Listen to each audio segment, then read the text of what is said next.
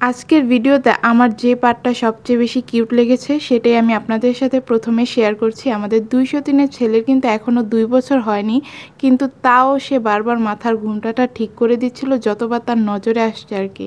কি কিউট না ব্যাপারটা, মাশাআল্লাহ। হ্যালো এভরিওয়ান, আসসালামু আলাইকুম, welcome back to our channel shared family fun. অনেক দিন পর আরও একটা ইন্টারেস্টিং ব্লগ নিয়ে আপনাদের মাঝে হাজির হয়ে গেলাম। আর আজকের ব্লগে আমি আপনাদের সাথে শেয়ার করব আমাদের 203-এর বাবার বাড়ি থেকে আমাদের স্বামীকে ঠিক কি কি পাঠাইছে। ঈদ আসলেই সব জামাইরা অপেক্ষায় থাকে যে তাদের শ্বশুরবাড়ি থেকে তাদেরকে কি কি গিফট দেওয়া হবে। আর আমাদের জামাই তো দুইটা শ্বশুরবাড়ি, বেটায় কি কি দিবে দুই শ্বশুরবাড়ি থেকে সেই চিন্তায় কয়েক রাত ঠিকমতো ঘুমাইতেই পারে নাই। যাই হোক, বেটা সর্বশেষ কপাল পোড়া, কারণ আমাদের যে ঈদ শপিং ব্লগটা আপনারা দেখতে পাইছেন সেটা আপলোডের পরের দিন আমার সতীনের বাবার বাড়ি থেকে হচ্ছে 20,000 টাকা পাঠানো হয়। পাঠায় বলা হয়েছে যে বাবা তুমি শপিং করো। তো আমার সতীনের আম্মু আবার কি করছে, আমার শাশুড়িরও ফোন দিয়া বলছে যে আমি টাকা পাঠাইছি, আপনারা কিন্তু শপিং করেন সবাই মিলে।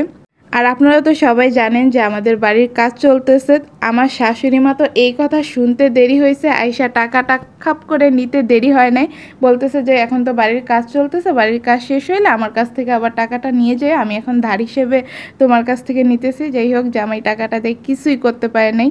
আর আমার বাবার বাড়ি থেকে কি কি দিছে সেটা একটা টুইস্ট আছে, যার কারণে আমি আপনাদের সাথে একটু পরে শেয়ার করতেছি। যাই হোক, আমাদের কিন্তু আজকে ব্লগ আপলোড করার কোনো কথা ছিল না, কিন্তু পরক্ষণে মনে হলো যে কালকে তো শবে কদরের রাত্রি, ব্লগ আপলোড করা যাবে না। তবে আমার মনে হয় কি এবার শবে কদরের রাত্রে একদম বেজর রাত্রির শুরুর দিকে, মানে 21 রমজানের দিন রাতেই চলে গেছে, কারণ ওই দিনের আবহাওয়াটা এত সুন্দর ছিল। আর রাতের বেলা হঠাৎ করেই ঝড়ো হাওয়া দিতেছিল, ঝিরিঝিরি বৃষ্টি পড়তেছিল, যেটা দেখে না মনের মধ্যে আলাদা একটা শান্তি কাজ করতেছিল। নর্মালি কিন্তু এরকম কিছু ফিল হয় না। আমার যেটা ফিল হয়েছে সেটাই আমি আপনাদের সাথে শেয়ার করলাম আর কি। তবে আমাদের দেশে 27 রমজানের রাতকে শবে কদরের রাত্রি হিসেবে বেশি প্রাধান্য দেওয়া হয়ে থাকে, তাই আজকে তড়িঘড়ি করে ব্লগ আপলোড করতে গিয়ে একটু লেট হয়ে গেছে। আর আপনাদেরকে আগে থেকে একটা অ্যানাউন্সমেন্ট দিয়ে রাখা ভালো, আমরা 203 কিন্তু আবারও লাইভে আসবো শুক্রবার ঠিক রাত 9:30টায়। আপনারা দেখতেই পাচ্ছেন আমার সতীনের হাতে একটা ঝাড়ু। গতকাল রাত্রে আপনারা আমাদের যে শর্টসটা দেখতে পাইছেন সেটার শ্যুট নেওয়ার জন্য আমরা মূলত ছাদে উঠছিলাম, তার পাশাপাশি হচ্ছে আমরা ব্লগটাও করে ফেলি।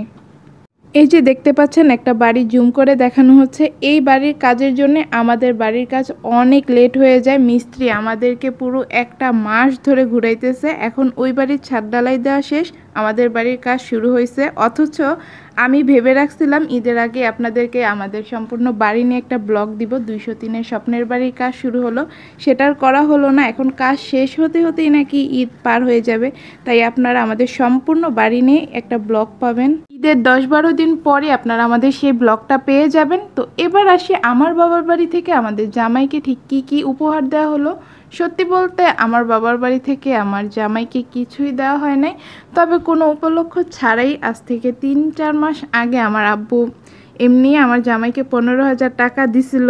ঈদে তাকে কিছু না দেওয়ার পেছনে একটা কারণ আছে, সেটাই এখন আমি আপনাদের সাথে শেয়ার করছি। আসলে আমার আব্বু আর আমার শাশুড়ি আম্মা হচ্ছে একটু ঝগড়া লেগে যায়।